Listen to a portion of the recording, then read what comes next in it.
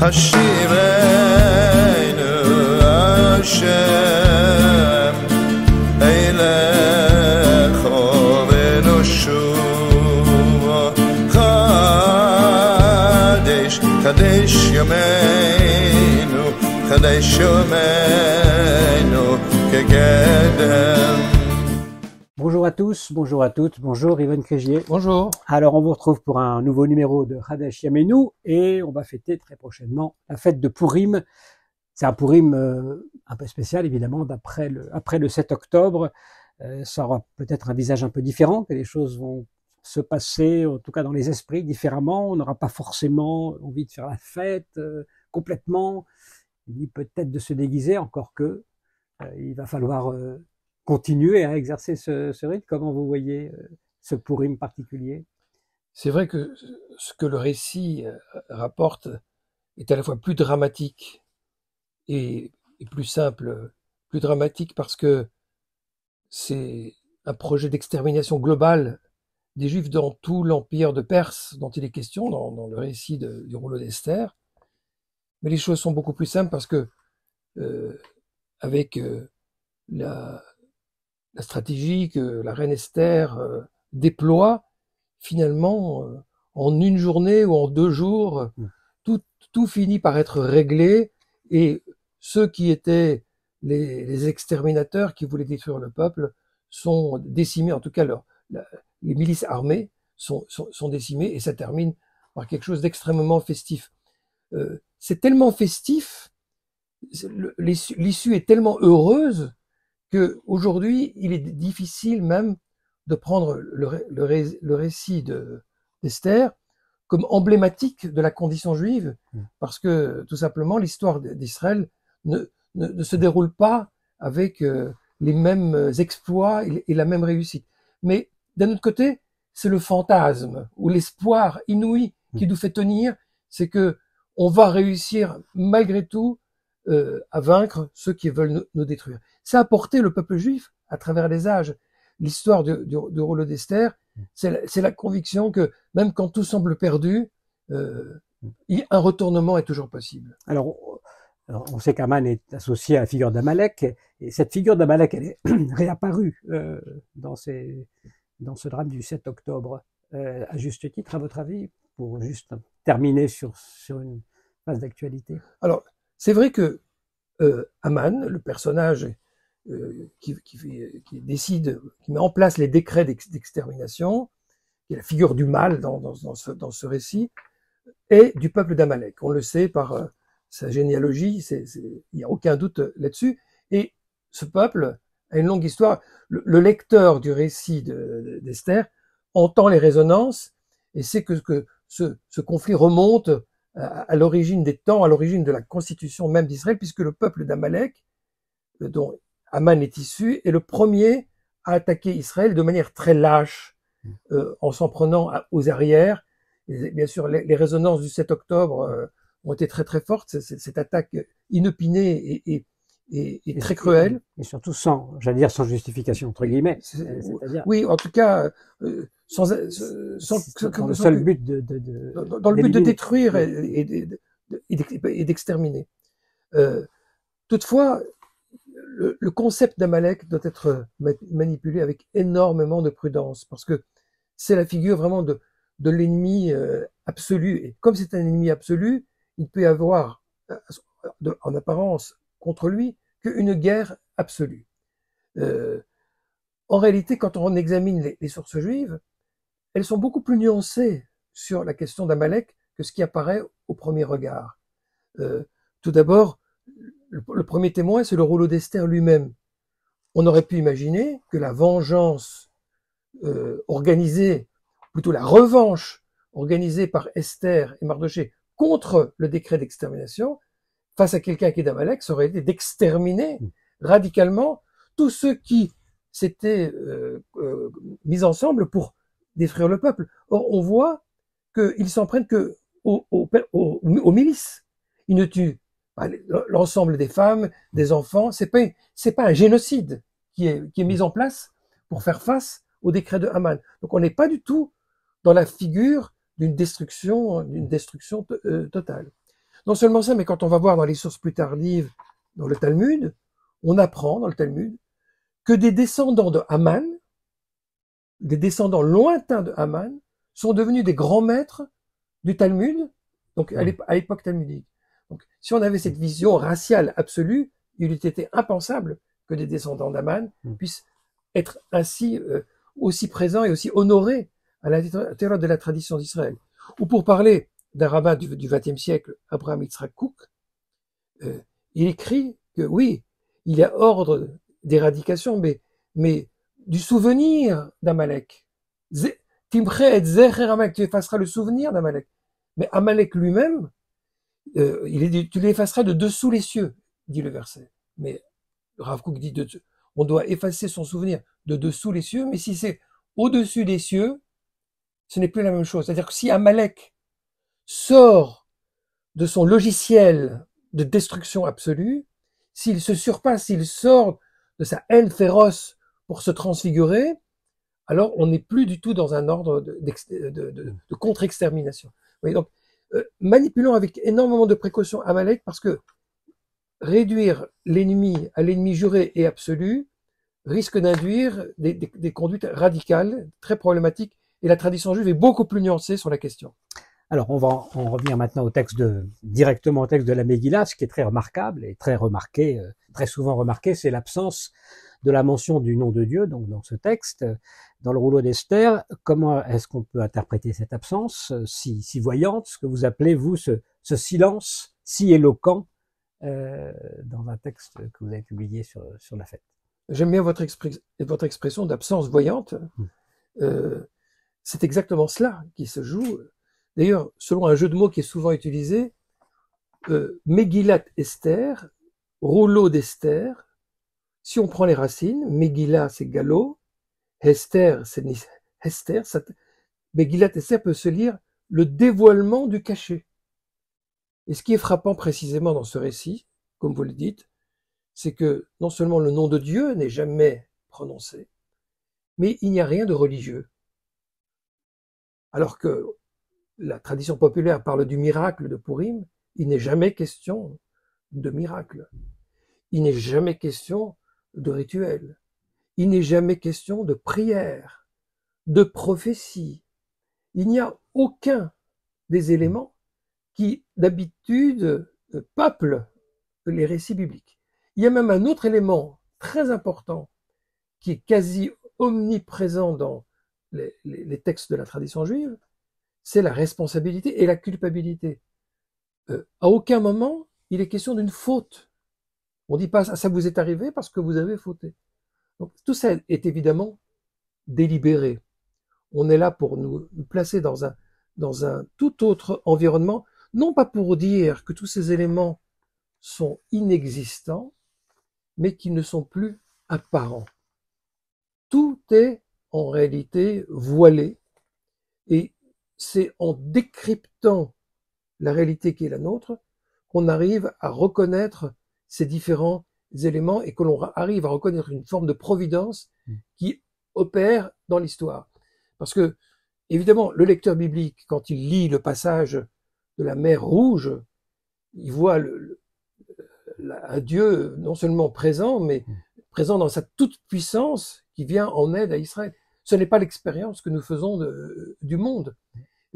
Alors, si on ne veut pas être dans une logique binaire où c'est le Dieu pleinement révélé, où c'est l'absence totale de Dieu, la présence de Dieu dans l'histoire ne peut se comprendre et s'entendre que comme quelque chose qui travaille dans les événements, mais qui n'est pas ostentatoire comme a pu l'être le miracle de la mer. Et donc, le rouleau d'Esther, c'est un exercice de relecture à travers le prisme de ce récit, de ce qu'est notre monde, de ce que sont les forces qui opèrent. Et pour le coup, c'est le point important, les êtres humains jouent un rôle très capital. Parce que qu'est-ce qui a permis le salut, finalement? C'est l'ingéniosité des personnages. C'est la sagacité de Esther qui monte une stratégie pour persuader le roi des mauvaises intentions de Haman. C'est Mardochée aussi qui planifie. Dieu n'est plus le seul acteur de la rédemption comme on le voit à la sortie d'Égypte. Désormais, les êtres humains jouent un rôle capital dans le rôle de la rédemption. Et donc Dieu se cache en quelque sorte pour laisser à l'homme aussi la possibilité d'agir, même si c'est en son nom. Vous dites que l'intention de l'auteur de la Megillah, c'est de persuader le lecteur d'affronter l'épreuve de l'éclipse en prouvant cette fois sa pleine fidélité. Cette fois sa pleine fidélité, ça veut dire qu'il y a quand même il y a quand même à manifester une preuve du fait que la fidélité n'a pas toujours été au rendez-vous. Mais la fidélité, c'est un enjeu permanent. Le Dieu d'Israël est très exigeant. C'est un Dieu qui demande à l'homme de se surpasser. La tentation constante d'Israël, dans la Bible, c'est de se tourner vers d'autres dieux. C'est le sens même de l'idolâtrie. En hébreu, il n'y a pas l'équivalent de adoration d'image, comme en grec, idolâtrie. L'idolâtrie, c'est la avodazara, c'est le culte pour un dieu étranger. Quand on en a assez de son Dieu, on va chercher d'autres dieux. Il y a un Dieu plus commode, un Dieu qui est moins exigeant sur le travail moral et spirituel. Donc, en réalité, c'est bien un exercice de maturation auquel on est appelé. Dans le Deutéronome, dans le 5e livre de la Bible, c'est là qu'apparaît pour la première fois l'expression de Hester Panim, c'est-à-dire le voilement de la face. Et il y a cette idée que suite au comportement inadéquat d'Israël, Dieu peut rentrer plus profondément dans sa retraite et laisser Israël à son sort. Et on est vraiment dans le voilement et dans l'absence. Et c'est effectivement la réponse de Dieu au manque de sensibilité, au manque de loyauté. Et la seule réponse possible, c'est de faire montre de loyauté, même en l'absence de Dieu. Ou grâce à l'absence, finalement. Ou grâce à l'absence, absolument. Ouais.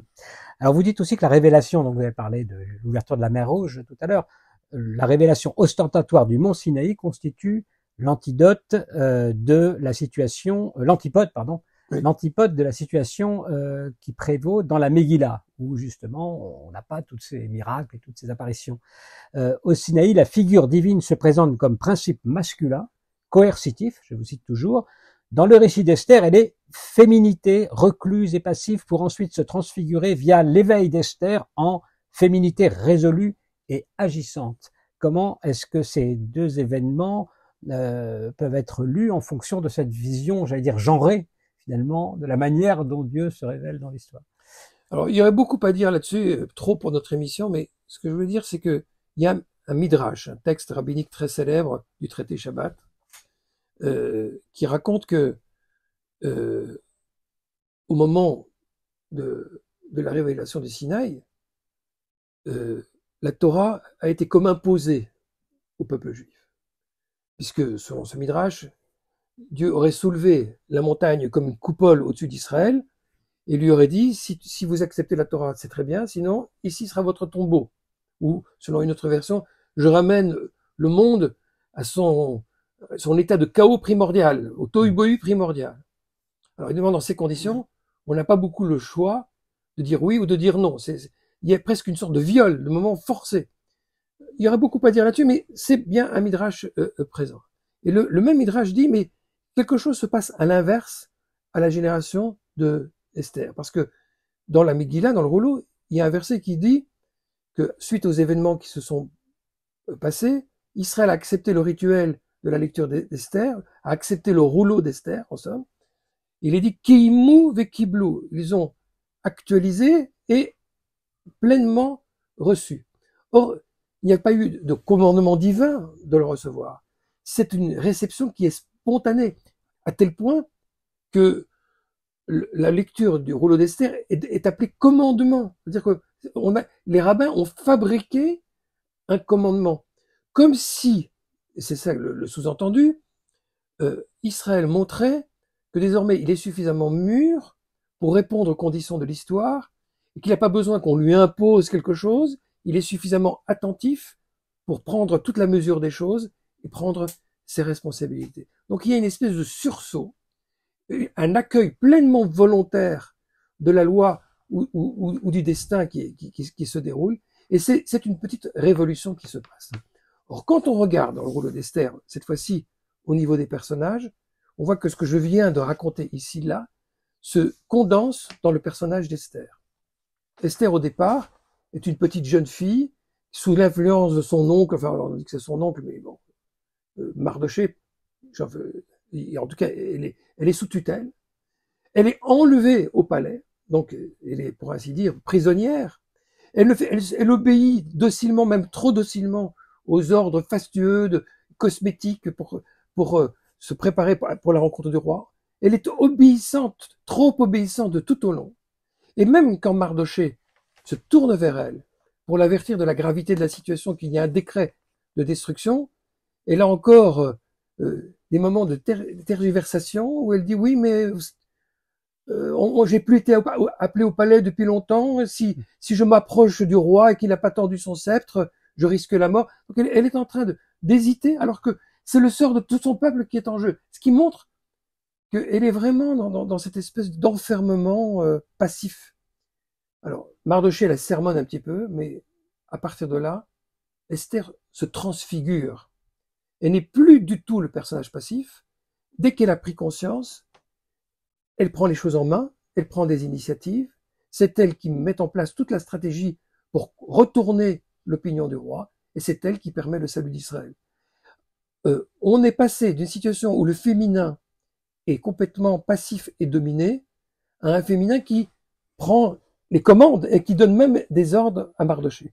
N'oublions pas que toute l'histoire du récit d'Esther commence par le fait qu'une femme a osé braver les ordres du roi, la fameuse reine Vashti, qui a refusé de se présenter au festin du roi, et elle est mise à mort, et on en tire conclusion que toutes les femmes devraient rester soumises à leur mari, que c'est pour ça que Vashti a été mise à mort, et on insiste énormément sur la domination de la femme, la nécessaire domination de la femme, et même avec une peur panique. Il dit, si on ne le fait pas, toutes les femmes vont se révolter contre leur mari. Et au bout du compte, le récit d'Esther nous présente la situation inverse. C'est une femme qui a pris le dessus, c'est une femme qui a permis la rédemption. Donc là, oui, effectivement, il y a le retournement du féminin comme figure de passivité en une féminité pleinement affirmée. En lisant la Megillah, le fidèle est appelé à exhumer le cachet, à déceler la trace de la Shekhinah enfouie dans les ténèbres de l'exil. S'il faut exhumer le cachet, pourquoi est-ce qu'on se déguise, Riven Figier? Alors, le déguisement, pour être tout à fait honnête, à Purim, est une pratique très tardive qui est très vraisemblablement liée à l'influence des carnavals. Et on approche du printemps et c'est le moment où partout on se déguise. Donc, de ce point de vue-là, Purim est une fête carnavalesque. Mais quand on y réfléchit et au vu de tout ce que j'ai essayé de développer précédemment, le hasard veut que ça tombe à point nommé pour vraiment révéler toute la substance de cette fête. Parce que le déguisement est en réalité un jeu de voilement et de dévoilement. Mon maître, le rabbin Léon Ashkenazi Manitou, disait, avec un peu d'humour bien sûr, qu'on se déguise toujours en ce qu'on est, ou en ce qu'on veut être en réalité. Et à travers le jeu du déguisement, bien sûr, c'est la question identitaire, c'est la surprise qu'on a à révéler des facettes inattendues de la personnalité qui est en jeu. Et c'est bien l'exercice de la fête de Purim. Voilà, c'est donc des conseils pour les déguisements de Purim. Merci beaucoup. Merci Riven Figier. Merci à tous pour votre attention et puis évidemment, bonne fête de Purim à tous.